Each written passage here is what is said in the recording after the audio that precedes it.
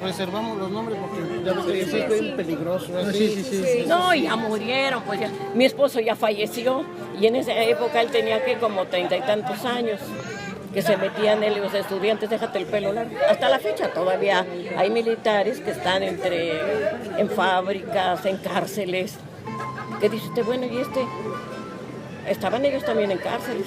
¿Sabes qué? Que te vas a ir comisionado en tal cárcel, a ver qué oyes y a ver qué sabes. Claro, pues ahí tienen unos sueldos pues más altos, ¿no? A ver qué sabes de las prisiones. De hecho, hasta la fecha hay militares en todos lados, en las escuelas, en las prepas. En las preparatorias hay jovencitos, subtenientes, que son del servicio de información, para pasar información, se hacen pasar ahí por estudiantes, por obreros, por empresarios, así, en todas partes están para qué movimiento se va a hacer. Ya cuando ven que un movimiento va a ser los estudiantes o algo, una huelga o algo, pues ya saben. Sí, nosotros y ya de ustedes de ahí, ya de aquí, ya sacan sus conclusiones y ya lo ponen a tomas. Pero esa es la realidad, ¿eh? Así fue. Entonces fue por el propio ejército que empezó la matanza, ¿no? Por el balazo. Bueno, no, empezaron... sí, cuando se le fue la bala, fue cuando entonces soltó la balacera porque dijeron, vámonos, ya están disparando, ya están los estudiantes disparando y vámonos. No, fue cuando se soltó la balacera. Pero se reunieron todos con el presidente y el presidente dijo, no meto aquí al ejército porque si no hubieran dado un golpe de estado. Y a sus intereses de aquí de México, porque al presidente le convenía que venían los demás países, no le convenía, y lo estaban presionando los demás países, Estados Unidos, por las Olimpiadas, y faltaban 20 días, y tenían que hacer eso. Después ya ve que pasó eso, hubo mucho estudiante muerto, todo eso. Ya después empezaron las Olimpiadas como si nada, o sea, como si nada hubiera pasado. Sí, si se fijan en eso, ya como después ya no se habló nada, todos callados, todo eso. Pero sí estuvo muy feo. Para que quedaran limpios, ¿no? Sí, para que quedaran limpios, sí. Sí, no, si el ejército no interviene, hubieran dado un golpe de estado porque todos estaban a favor de los estudiantes. Pues ya empezaban a simpatizar a los ciudadanos, a todo el mundo empezaba. O sea, imagínate un levantamiento de esos, si se hubiera dado un golpe de estado. Tras recolectar estos testimonios, cabe resaltar que no es necesario el respaldo de documentos a estas palabras que las personas nos han dicho, pues en sus palabras podemos notar el impacto que esta historia ha causado en sus vidas, pues siguen con el miedo de ser reprendidos aún a más de 40 años de estos acontecimientos. ¿Cómo sucedió la matanza del 68? Esto fue gracias a los llamados porros, los cuales eran de distintas escuelas. Eran bandos que tenían muchísimas diferencias. Todo fue gracias a un partido donde simplemente se empezaron a pelear y pues a fin de cuentas la policía tuvo que intervenir. Sin embargo, pues se fueron a esconder a las escuelas, a las universidades autónomas, y en ellas se suponía que no podía entrar la policía. Sin embargo, un momento en el que decidieron entrar a lo que fue la UNAM, y en ese momento fue cuando todo cayó, porque el presidente lo que decidió hacer fue simplemente matar a los estudiantes por una huelga, ya que estaban exigiendo sus derechos, y los estudiantes de las escuelas autónomas estaban simplemente exigiendo que la policía no se pudiera meter en esos lugares, porque por alguna razón eran universidades autónomas. En este movimiento lo que pasó fue que se fueron a reunir a la Plaza de las Tres Culturas los estudiantes para hacer su protesta. En ellos los estuvieron acompañando en muchos casos lo que fueron sus familias, y entonces ahí lo que hizo la policía fue acorralarlos en las distintas calles. Algunos alcanzaron a escapar y se metieron a las casas o a los departamentos cercanos que estaban ahí. Algunas familias, como no sabían qué es lo que estaba pasando ni las consecuencias, los dejaron pasar. Y a estas familias también las asesinaron por complicidad.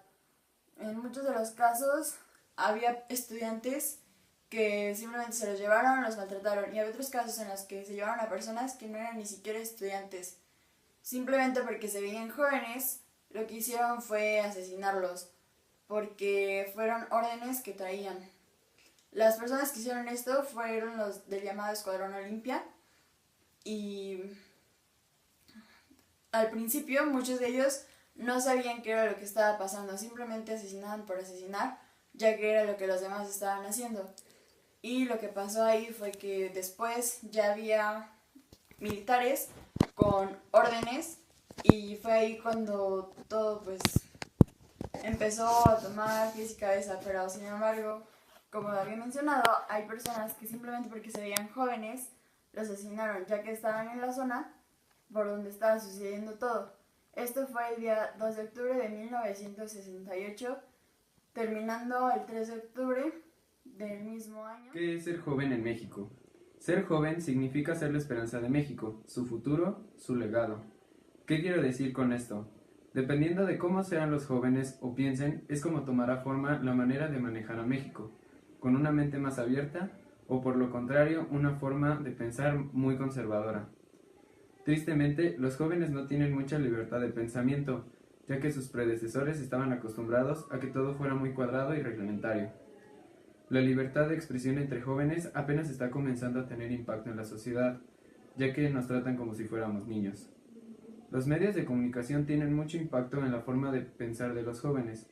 Son manipulados y tratan de estar en el estándar de normal. Nosotros como jóvenes tratamos de tomar las decisiones más relacionadas a los sentimientos o tratando de expresar nuestro apoyo o descontento en las diversas situaciones. Aunque debido a nuestra diferente forma de pensar, muchos adultos no se toman en serio lo que un joven dice. México es un país lleno de distintas opiniones, por lo cual los jóvenes tienen el punto clave de tratar de abrir las mentes de las demás personas. El 2 de octubre de 1968 es el claro ejemplo de que ser joven en México es difícil. La opresión de pensamiento es demasiada para la cantidad de jóvenes que demuestran lo que sienten. Los libros que consultamos fue Disparos en la Oscuridad por Fabrizio Mejía Madrid, publicado en el 2011, que se trata sobre el responsable de la matanza de Tlatelolco del 68.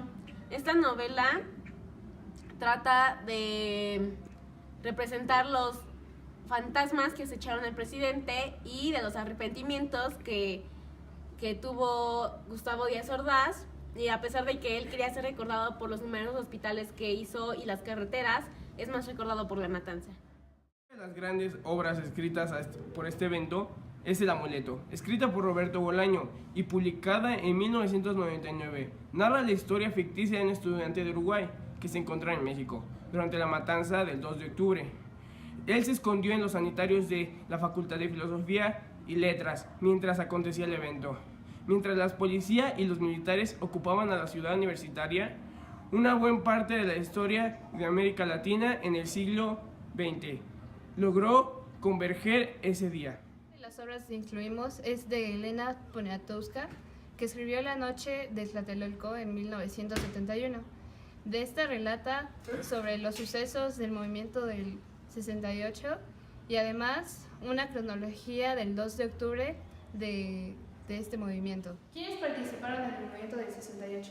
Entre ellos estuvo Fausto Trejo, el cual era un maestro, y la líder Mirta Cleya González. Esta era una época donde los jóvenes buscaban ser libres y exigían sus derechos. Fueron influenciados principalmente por la Revolución Cubana y también por la Guerra Fría. La riña empezó entre estudiantes, en realidad, entre el IPN y otra escuela que no era de gobierno. La policía decidió que para arreglar este conflicto se quedarían en las instalaciones y los vigilarían para que no hubiera más problemas. Sin embargo, los estudiantes no estuvieron de acuerdo y salieron a protestar a las calles, haciendo este problema político, y como el presidente tendría muy pronto los Juegos Olímpicos, no quería que se arruinara y no lo permitiría, por lo que mandó a la fuerza a los estudiantes a que ya no se manifestaran. Esto provocó un gran descontento entre los estudiantes y el 2 de octubre se reunieron en la Plaza de las Tres Culturas para hacer un meeting muy tranquilo. Sin embargo, una luz verde se vio caer. Los estudiantes no sabían qué significaba. Sin embargo, los militares sabían que debían atacar a todo el que corriera o que fuera joven. Cabe recalcar que no solo estudiantes fueron afectados por esto, sino maestros y padres de familia, y no solo en el Distrito Federal, sino en Sinaloa y Puebla y otros estados.